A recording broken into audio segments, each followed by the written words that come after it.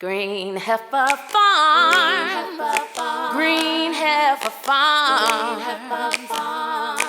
We got every herb you need in our loving arms. Green Heifer Farms. Green Heifer Farms. She's got every herb you need in her loving arms. So a quick recap from my last upload. I went to Detroit after a devastating fire at my farm. I got a chance to spend time with some fantastic urban growers and farmers. Got a chance to see the city. It was my first time in Detroit. You know, I'm a country girl, so it was really fun seeing some of the sights and, of course, attending the conference that I was there for. I was invited to participate in and attend the TED Climate Countdown conference. So really great to be with other climate leaders. Got a chance to dress up a little bit. Also got a chance to go to a couple of events and to get out and mingle a bit and network. And of course, you know, I had to visit a couple of Black-owned establishments before I left and headed back home because we have to rebuild from this fire. Make sure you're all caught up, and now let's get back home. Time to rebuild. Hey y'all, it's me, Farmer C at Green Heifer Farms, and just providing y'all with a little update.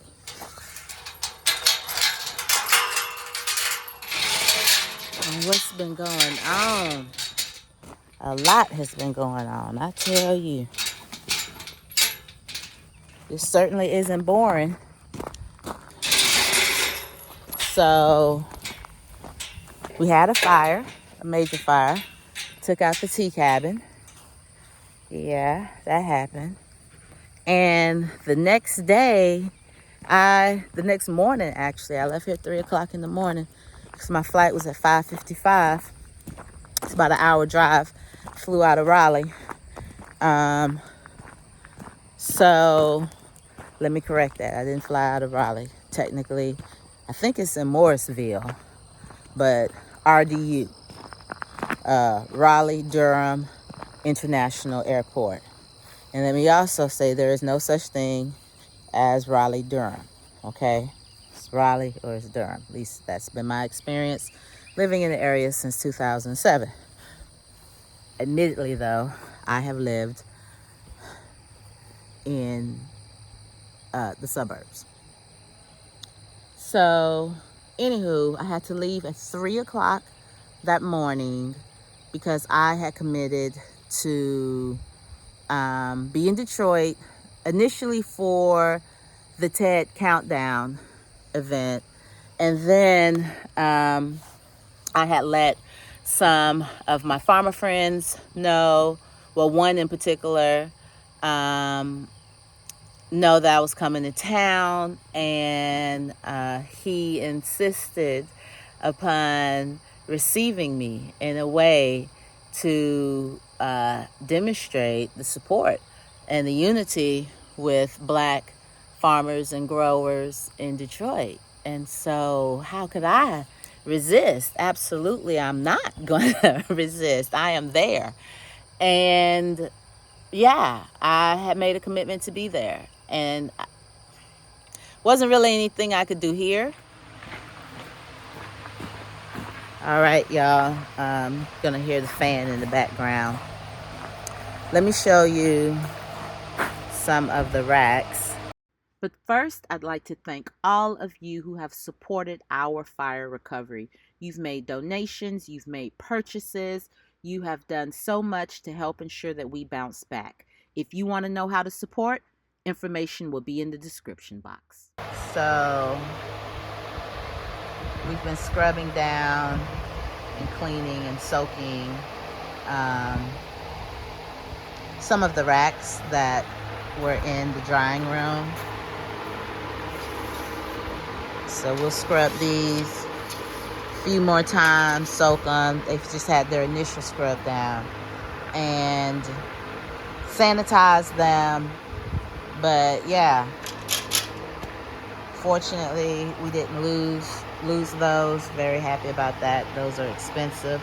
The bakery racks, it's the trays where they get you, and we're just fortunate, you know, that that's something we don't have to replace. So I never moved this melon, and now it's just doing its own thing. This is some kind of fungi, you know what I'm saying, growing next to it. I don't know what that is. I need to identify that. This is some kind of marigold, and another melon apparently is now growing in there. My strawberry plant looked like it took an L. I'm wondering if one of my dogs got over here, or Clifford. Clifford might have peed on it, knowing her. But it's still trudging along. So, but yeah, it's a hot mess over here right now. My sunflowers get so heavy, and then they break. And I don't know, do I need to put more of them close together? Is that what I need to do? You know, some holy basil up in there. She gonna be present. Got some evening primrose. I've been leaving this alone for the most part because it seems like having these over here have kept the Japanese beetles down, because they just come over here and tear these up, and I haven't had as much pressure out in my fields.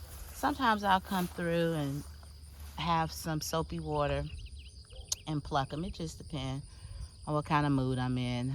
A lot of days I'm like, you know what, long as y'all keep y'all peace over here, we're good. Because I got all that primrose out in the field. What is she doing, y'all? Clifford, where you at? What you doing, girl? Look, I'm bothered. She heard me. She gonna finish doing what she doing though. She gonna check things out. Oh my gosh, look at her, y'all. Those gas cans are empty. But clearly I need to move them. Clearly. Okay. I didn't know she'd be all up. Let me see. Ma'am. Ma'am. Excuse me. Excuse me. Yeah, you. Can you come on out of there? You can't come through here. Oh, don't be trying to be cute. Get from over there. Why are you even over there? Oh, something biting me. Several days later. Clifford! Girl! What is wrong with you? Wait, hold. Ooh, hold on. You almost hit my cat. All right, we are getting the dumpster delivered.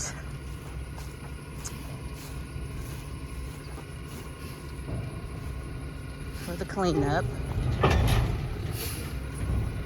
Real close to my tub. Or does it just look like real close to my tub?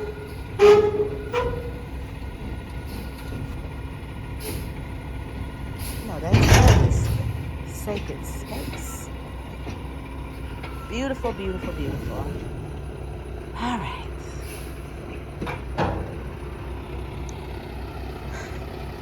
Getting ready for the cleanup. So, y'all, I hadn't been out here to weed in my melons in a minute. You know, it's been a lot going on. And I'm trying to not necessarily get rid of all the weeds, but just thin them out, you know. Other things are going to grow back here, obviously.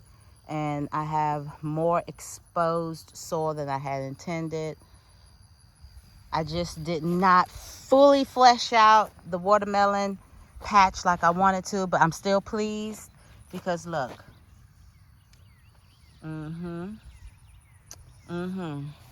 I got some melon babies. There's some over here. I've spotted a few of them, and so that's one of the reasons too. One of the reasons. Look, there's one right there. It's a few of them, but they're hidden up under the foliage, and so that's another reason why I'm not thinning the weeds out too much, because some of the plants are working together to really shade the melons, it seems. So look at this one. So I need to thin this out. This is way too much. Over here, same right here. It's gonna take a minute. It's gonna take a minute. For some reason, this area melons just didn't pop off.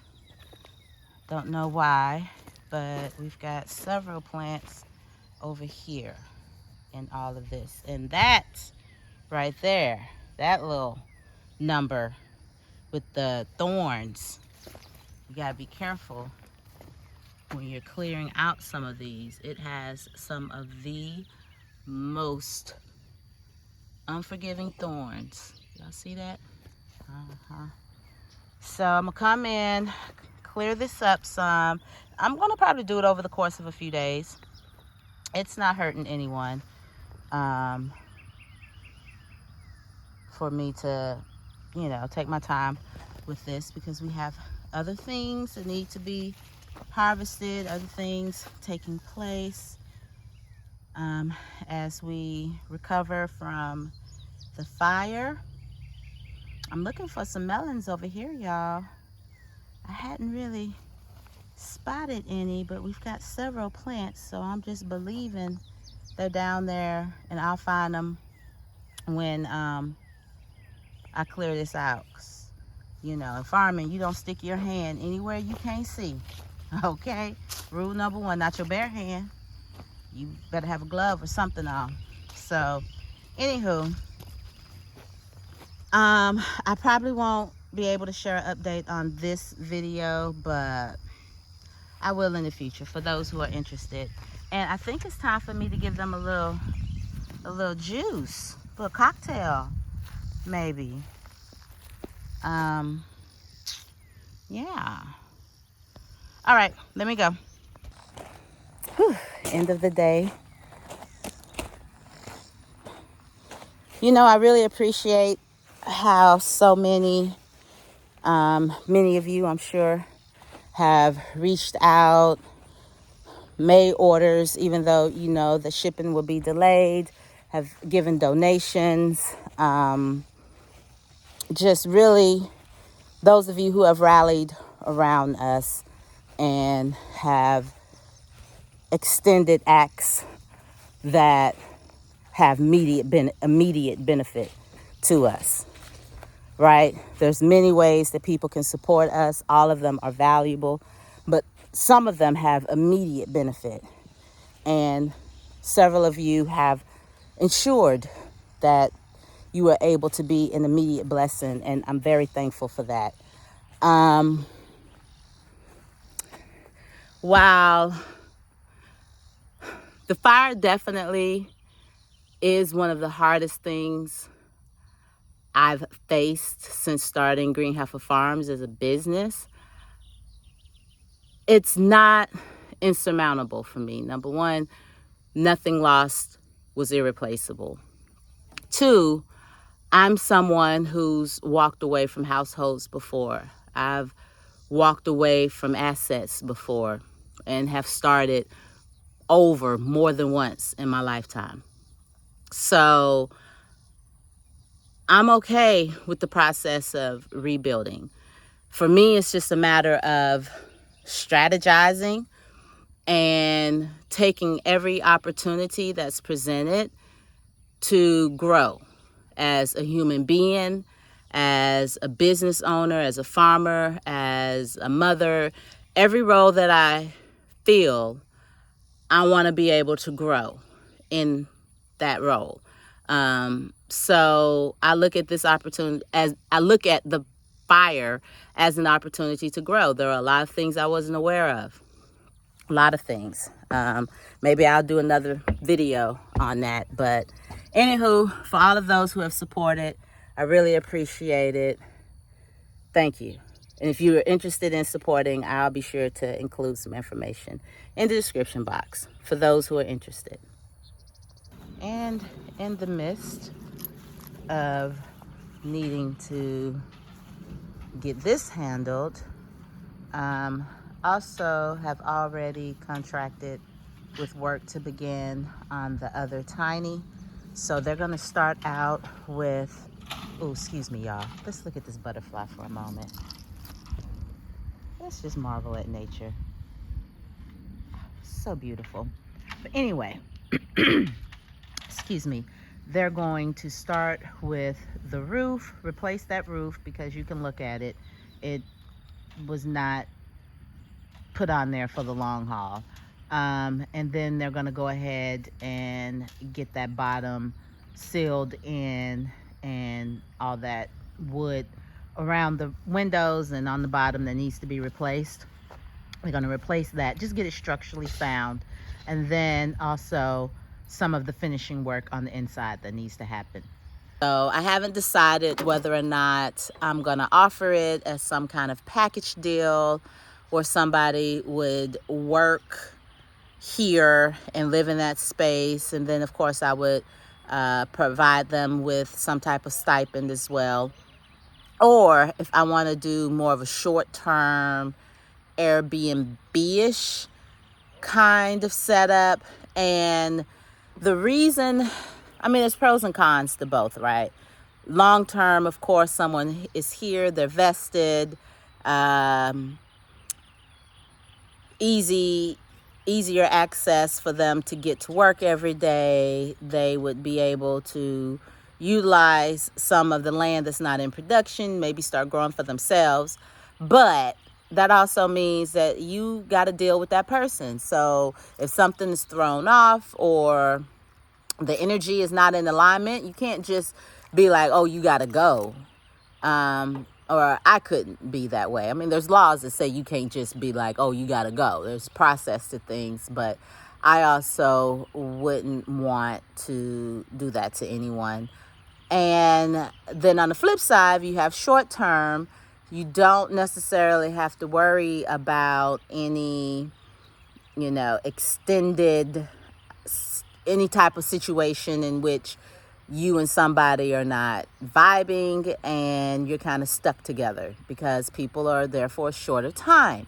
But with that, you're dealing with more personalities, you're dealing with constant change, and you don't get that continuity in work as far as the work that needs to be done here. So I don't know, figuring that piece out. But in the meantime, we've got to get it where it needs to be. So more on that coming up. If you have some thoughts as to whether I should use it for long-term lodging or if it would be better as short-term, please let me know.